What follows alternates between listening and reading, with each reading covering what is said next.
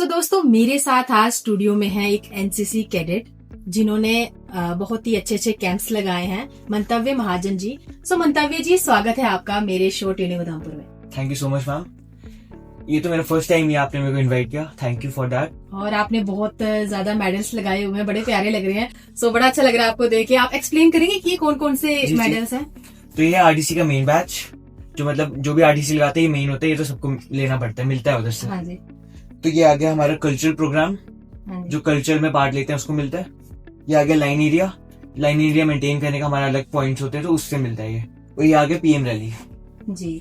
तो आपने कल्चरल में किया है, तो कल्चरल में क्या करते थे आप? कल्चर में मेरे 3 रोल थे, मतलब मैक्सिमम मेन तो 2 थे और एक थर्ड था जो मेरे को लास्ट में मिला था। तो फर्स्ट जो मेन था मेरा, मैं गिटारिस्ट था म्यूजिक में। गिटार बजाते हैं जी। तो मैं गिटारिस्ट था म्यूजिक में, और फिर था मैं बैले में। तो बैले में मैं था यूवी आर्टिस्ट। तो उसमें हमारे ये होता था कि जैसे हमें यूवी प्रॉप्स मिलते थे, लाइट्स क्लोज होती, यूवी लाइट्स मारते थे वो हमारे प्रॉप्स पे, और प्रॉप्स ग्लो करते थे वो। तो ऐसे सामने से बहुत अच्छा लगता था। तो कैसा लगता है जब ऑल इंडिया के बच्चे आते हैं और हमारे जम्मू के कैडेट्स जाते हैं, तो उनके साथ इंटरेक्ट करके जो आपको एक्सपीरियंस था आपका, कैसा था? सबसे पहले सीखने में बहुत कुछ मिलता है हमें, और उनके बारे में हर चीज जानना। जैसे हम कर्नाटका वाले के साथ थे, हाँ। उनका हमने डांस वगैरह देखा, ट्रेडिशनल डांस होता है जो वहाँ का। दिल्ली वाले जैसे अलग अलग इंस्ट्रूमेंट्स बजा रहे थे, सब कुछ देखा हमने, बड़ी चीज सीखी हमने उनसे। और सबसे ज्यादा एक चीज है कि वहाँ कॉम्पिटिशन बहुत है। कॉम्पिटिशन के बिना तो काम ही हमारा, हर जैसे 7 मिनट्स मिलते थे हमें स्टेज सेट करने को, उसके बाद हटाने को, परफॉर्मेंस देने को, और सामने होते हैं लाइट बल्ब। जैसे अगर ग्रीन लाइट है तो आपका सही चल रहा है, येलो हो गया तो आपका 2 मिनट्स बचे हैं, और अगर रेड हो गया तो आप मतलब आपके पॉइंट्स कट जाएंगे, आप टाइम खत्म हो चुका है आपका। जैसे आपने बताया कि बिल्कुल टाइम प्रॉपर मैनेजमेंट वहाँ पे बताई जाती है, और आपको एक डेडलाइन होती है कि इतने टाइम पे आपको इतना करना ही करना है। जी। सीखने को तो बहुत कुछ मिलता है। जैसे इतना एक्सपोजर आप किसी नॉर्मल बच्चे को मतलब हाँ। उसको कभी मिल ही नहीं सकता। जैसे आपके और भी क्लासमेट्स होंगे, आप एपीएस उधमपुर से जी जी। तो आपके और भी क्लासमेट्स हैं। सो एक डेडलाइन, आपको 4 बजे सुबह उठना है, आपकी बैटिंग करनी है, बैटिंग प्रॉपर पूरी सेट करनी है। हाँ। पूरी डेली सफाई करनी है, डेली 4 बार सफाई होगी, झाड़ू पोछा वगैरह हमें करनी पड़ती है, सब कुछ। तो नॉर्मल ऐसे घर पे तो नहीं करते? घर पे तो कोई करता ही नहीं है नॉर्मल। नॉर्मल बच्चे तो आपने एक्स्ट्रा चीजें बहुत सारी सीखी है कैंप्स में। और मैंने सुना है वहाँ पे कल्पत्रु जी जाते थे वहाँ पे। वहाँ एक कल्पत्रु नाम की जगह थी जहाँ मतलब कैडेट्स ही जा सकते थे, कोई पीए स्टाफ ना कोई एएनओ जा सकता था। उधर हम सारे एंजॉय करते थे। उधर कैंटीन वगैरह थी, टीवीज वगैरह लगे थे, वहाँ सारे एंजॉय करते थे, अलग अलग स्टेट्स के बच्चे। बहुत कुछ सीखने को मिलता था एक दूसरे से, म्यूजिक वगैरह परफॉर्म करते थे अंदर ही। और ये होता था कि वहाँ हमें जाने नहीं देते थे, कि उनका ऐसा होता था आप काम ही करो। तो उधर चला गया एक बार तो बाहर आने का मन ही नहीं करता था। तो फिर और सबसे बड़ी वहाँ की एक चीज है कि एक्सपोजर बहुत है। जैसे कि बड़े बड़े डिग्री से मिलने का मौका मिलेगा हमें। मैं पीएम हाउस की मेरे को अपॉर्चुनिटी मिली थी, मैं पीएम हाउस गया था, वहाँ हम प्राइम मिनिस्टर जी से मिले, मोदी जी से। मोदी जी को देखा पास से? जी जी। कैसे लगते हैं मोदी जी? ऐसे बहुत अच्छी है, उनकी स्पीकिंग स्किल्स बहुत अच्छी है। अच्छा। वो कोई भी टॉपिक के भी नॉलेज बहुत है उनको, वो कोई भी टॉपिक में बात कर देते थे। फोटोसिंथेसिस के बारे में पूछे थे उधर हमसे। अच्छा। तो हमें लगा कि इनको भी बहुत नॉलेज है, तो बहुत अच्छा लगा उनसे मिलके। और कोई ऑफिसर्स वगैरह? जी। जैसे उधर विजिट होती थी हमारे वहाँ, हाँ। Chief of army staff, naval staff, air staff, chief of defence staff, राज्य रक्षा मंत्री, वाइस प्रेसिडेंट, प्राइम मिनिस्टर, हम सबसे ही लगभग इंटरेक्शन। इतने आपने मुझे बता दिए ना, और इतनों से आप जस्ट 9th क्लास में मिल चुके हैं, और ये सब आपको एनसीसी की वजह से मिला है। जी जी। तो मतलब आप क्या कहना चाहते हो कि जैसे जो स्कूल के नॉर्मल बच्चे होते हैं, तो आपकी पढ़ाई में कोई आती है रुकावट की आप कैंप्स लगाते रहते हो? जी, थोड़ा सा तो होता ही है, पर फिर हमारे ऊपर ही आता है कि हमें इसको कैसे मैनेज करना है, और कैसे अपनी स्टडीज को भी बराबर रखना है, बैलेंस करना है दोनों चीजों को।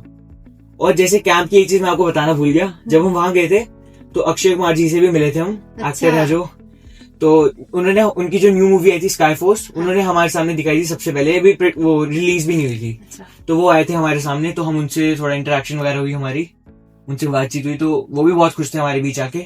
वो हमें ये बता रहे थे कि मैं भी कैडेट था पहले एक। तो बहुत सारे जितने भी लाइफ में कुछ अचीव करते हैं, तो मैंने बड़े सारे देखे हुए कि वो ऑलरेडी कैडेट होते हैं। आपको क्या लगता है कि कैडेट वन से कैडेट और ऑलवेज ए कैडेट, ये तो आपने सुना ही है ना? जैसे एक बार डिसिप्लिन आ गया ना वो चीज का, तो हमारा खुद ही मन नहीं करता कि अब हम अपना जो हमने बनाया हुआ है स्टेटस वगैरह उसको खराब नहीं करें। हाँ जी। जैसे आपने देखे कि आप 9th क्लास में हो, तो आपके और भी क्लासमेट्स 9th क्लास में पढ़ते होंगे। जी। आप में और उनमें क्या डिफरेंस लगता है आपको, कैडेट्स में और एक नॉर्मल स्टूडेंट? सबसे मेन चीज तो आती है चलने का तरीका। हाँ जी। बाकी सारे नॉर्मली चलते रहते हैं, मुझे आदत सी हो गई कि मैं ऐसे ड्रिल करते हुए चलता रहता हूँ। हाँ जी। सो मंतव्य जी, आरडीसी जो सिलेक्शन होती है इसका प्रोसेस बहुत टफ होता है। बहुत सारे बच्चे घर पे सॉफ्ट इन्वायरमेंट में रहते हैं, लेकिन वहाँ पे जब टफ रगड़ा मिलता है तो बहुत सारे बच्चे डर के भी भाग जाते हैं। जी। तो आपने कैसे किया? तो सबसे पहले ये हुआ कि हम उधमपुर से गए 17 नवंबर को फर्स्ट फेज के लिए। हाँ। सबसे पहले हमारी सिलेक्शन हुई थी यूनिट लेवल, अक्टूबर में हुई थी, जो पिछले साल 2024 हाँ जी।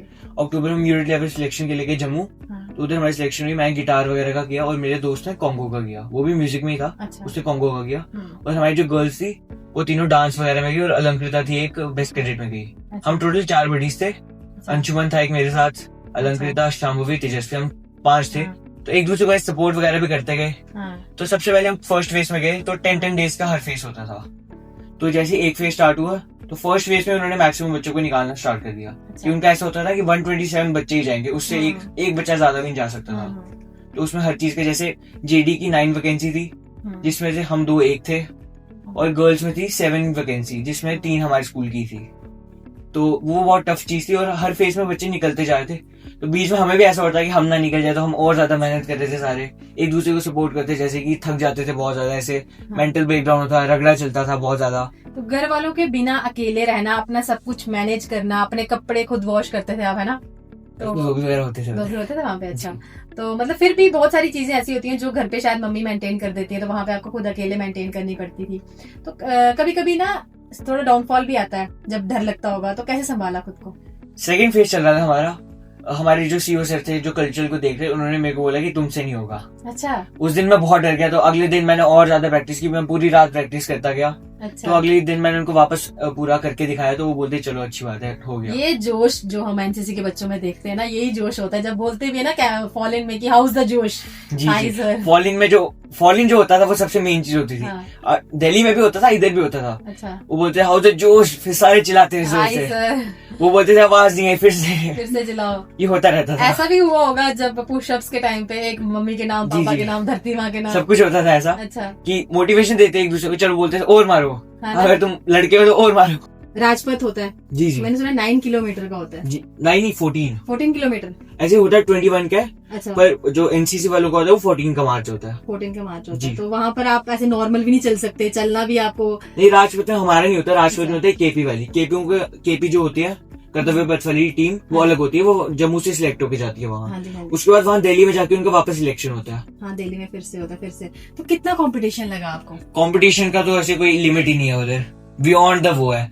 तो उधर हमें और भी चीजें मिली, जैसे कि वाईपी कैडेट्स थे उधर, फॉरेन के जो आए थे, नेपाल के थे,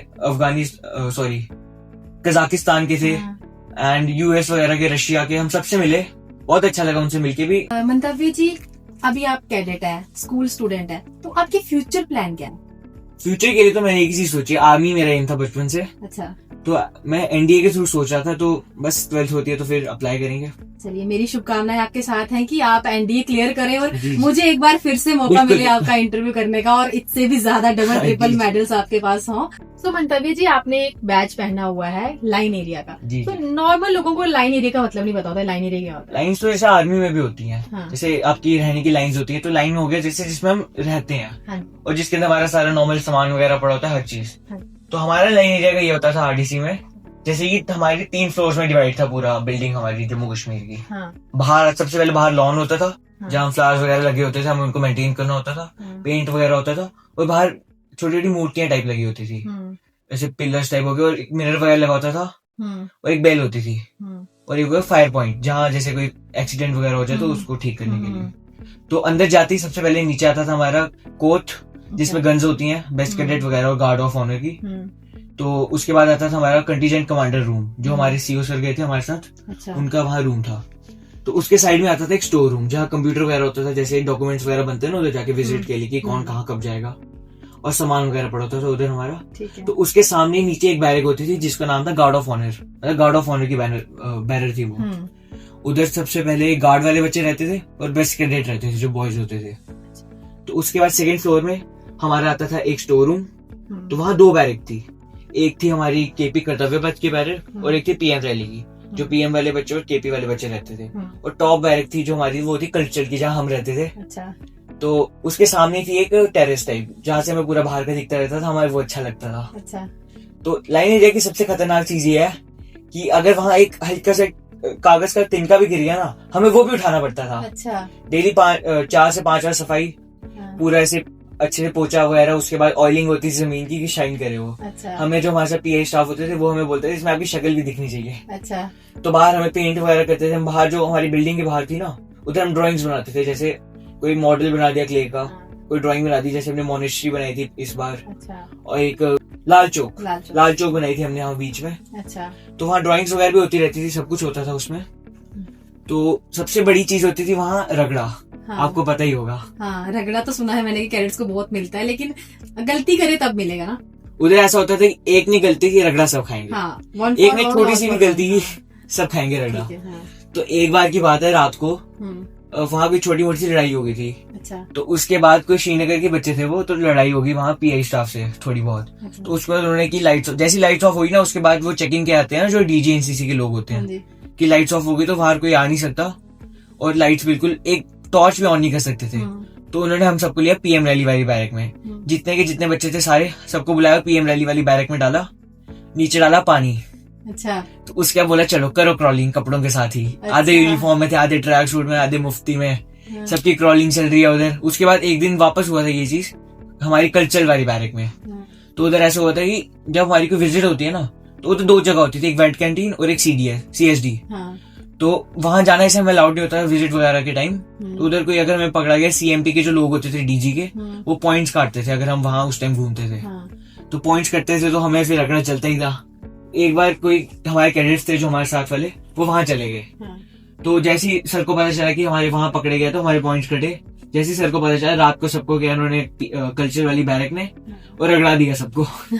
ये तो हमारा चलता ही रहता था। बहुत ही खूबसूरत एक्सपीरियंस है जो आपको इतनी कम एज में हुए और आपको लाइफ टाइम याद रहेंगे। बिल्कुल, बिल्कुल। कभी भी आप अगर स्ट्रेसफुल सिचुएशन में भी हो तो अगर आप इन मोमेंट्स को याद करोगे तो आपको एकदम खुशी आ जाएगी दिल में, है ना। सो ये सब चीजें आपको दी है एनसीसी ने, आपको डिसिप्लिन सिखाया है, आपको एक यूनिटी सिखाई है। जो यूनिटी एनसीसी कैडेट्स में होती है, मुझे नहीं लगता है कि शायद वो यूनिटी अदर्स बच्चों में होती होगी, है ना? जैसे कोई एक बंदा गलती करता है, वो नाम नहीं बताते किसने की है। हाँ, किसने की है ना, ये यूनिटी आपने सीखी है वहाँ पे। और ये यूनिटी आप किसी भी फील्ड में लाइफ में जाओगे तो आपके काम ही आएगी, है ना। जी जी। तो आप बहुत सारे कैंप्स लगाते हो, मतलब कैडेट्स जो होते हैं साल में 6 बार 7 बार तो कैंप्स लगाते हैं ना। तो घर वालों को भी डर नहीं लगता कि हमारे बच्चे कैंप्स लगा रहे हैं और वो अलाउ कर देते हैं कि पढ़ाई सफर कर रही है? मेरे घर वालों की एक चीज थी कि उन्होंने मुझे पूरा सपोर्ट किया। उन्होंने बोला अभी तुम्हारी 9th है तो चलो कोई बात नहीं, इस बार हम कर लेंगे मैनेज। उस स्कूल वाले ने हमें बहुत सपोर्ट किया, उन्होंने हमारा सिलेबस वगैरह कम किया था। अच्छा। तो उससे हमें थोड़ा फायदा हो गया, तो एग्जाम्स हो गए फिर हमारे अच्छा हो गया, मतलब सब। मेरा तो नेवल एनसीसी था, तो मेरे सीनियर्स भी कहते थे कि जैसे INS विक्रमादित्य है, INS विराट है, सो उस पे ना कैडेट्स को विजिट करने का मौका मिलता है, जो कि नॉर्मल चाहे कोई बड़ा बिजनेसमैन हो उनको भी नहीं मिलता है। सो आपने भी बहुत सारे जगह विजिट किया होगा। जी जी, जैसे हम बड़े बड़े डिग्निटरी से मिले। हाँ। कोई नॉर्मल इंसान का मिलना तो पॉसिबल ही नहीं है हमसे। जैसे अब चीफ ऑफ आर्मी स्टाफ से ऐसे मिल ही नहीं सकते नॉर्मली। हाँ। तो बहुत सारी हमें अपॉर्चुनिटीज मिली उधर जाके। हाँ। बहुत अच्छा लगा। तो जब आप वापस आए जीत के तो कौन से रैंक पे आया? तो हमारा culture all over India 3rd आया। अच्छा जी। तो उसके बाद जैसे हम वापस आए दिल्ली से, हमारा वेलकम हुआ। सबसे पहले हमारे ADG सर आए थे और जो हमारे श्रीनगर ग्रुप के कमांडर थे वो भी थे हमारे साथ। तो उन्होंने हमारा वेलकम किया अच्छे से। तो उसके बाद नेक्स्ट डे जाती हमारी विजिट थी गवर्नर हाउस। अच्छा। उधर हमने फिर से परफॉर्म किया, उनको भी दिखाया गवर्नर सर को, मनोज सिन्हा सर को। परफॉर्म करके हमारा ग्रुप सॉन्ग हुआ था उनके सामने और ग्रुप डांस हुआ था। अच्छा। तो वो परफॉर्म हुआ, उनके बाद थोड़ा ऐसे ब्रंच वगैरह हुआ उधर। तो उसके बाद हम वापस गए, तो फिर शाम को ऐसे डीजे नाइट वगैरह थी उधर, थोड़ा बहुत एंजॉय वगैरह। तो फिर नेक्स्ट डे हमारी थी CM सर के साथ। अच्छा, CM सर के साथ। जी। सो मतलब CM सर के साथ मीटिंग हुई, ये सब आपको एनसीसी ने ही दिया है। नॉर्मल इंसान को मैं बोल सकती हूँ कि नहीं मिल सकता है इतनी कम एज में। आपको इतनी सारी अपॉर्चुनिटीज मिली हैं, इतने सारे जब आपने कैंप्स लगाए, इतने सारे आपने अवार्ड्स जीते और इतने बड़े बड़े लोगों से मिले, उसके बाद आपने सोचा था कि आपका इंटरव्यू रेडियो उधमपुर में होगा? नहीं, ऐसे मेरे को लगा नहीं था, पर आपने मेरे को इन्वाइट किया, उसके लिए मैं बहुत थैंकफुल हूँ। और रेडियो स्टेशन उधमपुर का भी बहुत थैंकफुल हूँ मैं। सो दोस्तों, ये थे हमारे आज के गेस्ट मंतव्य महाजन जी, जो एक एनसीसी कैडेट हैं। सो एनसीसी की लाइफ जर्नी में इन्होंने इतने बड़े बड़े ऑफिसर्स के साथ मीटिंग की और इतनी अच्छी अच्छी जगह पर गए। दिल्ली दर्शन भी आपने किया, फ्री ऑफ कॉस्ट इन्होंने कैंप लगाए। सो ये खूबसूरती है हमारे एनसीसी की, जो कि मैं चाहती हूँ कि बच्चे इनका पूरा इंटरव्यू सुने और देखें कि क्या क्या एनसीसी ने इनको दिया है और इनकी लाइफ में क्या क्या चेंज किया है। दोस्त भी ऑल इंडिया के बने हैं, आपके तो इंटरनेशनल दोस्त भी बन गए। मुलाकात हुई थी सबसे मेरी। हाँ। बाहर के बच्चे जब आते हैं, जी। वाईपी लगाने जो आते हैं ना। पहले हाँ जी। सो इनको कितने ज्यादा एक्सपीरियंस हुए हैं जो एक कैडेट्स को होते हैं और नॉर्मल स्टूडेंट्स को नहीं होते हैं। सो मैं भी, आप क्या कहना चाहोगे, बच्चों को एनसीसी में आना चाहिए? आना चाहिए बच्चों को एनसीसी में। जैसे हमारा शूटिंग कैंप वगैरह होता है, नॉर्मल कैंप्स में भी शूटिंग होती है। तो जैसे शूटिंग कोई नॉर्मल बच्चा कर ही नहीं सकता, किसी को राइफल चलाने का मौका ही नहीं मिलेगा कभी। तो एक वो चीज होगी, और सबसे बड़ी चीज की आपके अंदर एक डिसिप्लिन डालती है एनसीसी। जैसे किसी को ड्रिल, किसी नॉर्मल बच्चे को आप बोलोगे ड्रिल करके दिखाओ, वो ड्रिल कैसे करेगा, उसको पता ही नहीं उसके बारे में कुछ भी। और एक सबसे बड़ी चीज की, ऐसे इतनी बड़ी वो एक्सपोजर मिला इतना ज्यादा हर चीज का। जैसे कि आरडीसी अगर कोई आगे जाते हैं तो आरडीसी वगैरह करते हैं तो कितने एक्सपोजर मिलते हैं, तो ये कहीं नॉर्मल चीज में आपको मिल ही नहीं सकता। तो देखा आपने कैसे एनसीसी ने इनकी लाइफ को भी चेंज किया है और इनकी लाइफ में डिसिप्लिन लाया है, यूनिटी सिखाई है इनको, और बहुत जगह ये गए हैं जहां पर शायद ये नॉर्मल जिंदगी में नहीं जा सकते थे, है ना जी। सो बहुत अच्छा लगा आपसे बात करके, और बहुत बहुत शुक्रिया, आप अपना स्कूल का कीमती टाइम निकालकर हमारे पास आए और हमें इंटरव्यू दिया। मैं चाहती हूँ कि आप अच्छे से लाइफ में ग्रो करो, मेरी शुभकामनाएं, रेडियो उधमपुर की पूरी टीम की शुभकामनाएं आपके साथ हैं। इनका सपना है ये एनडीए करेंगे जी। एनडीए करेंगे, और एनडीए करके भी मैं चाहती हूँ कि आप रेडियो उधमपुर में एक बार फिर से आए और फिर से आपका इंटरव्यू यहाँ पर करेंगे आरजेस। और thank you so much. Thank you.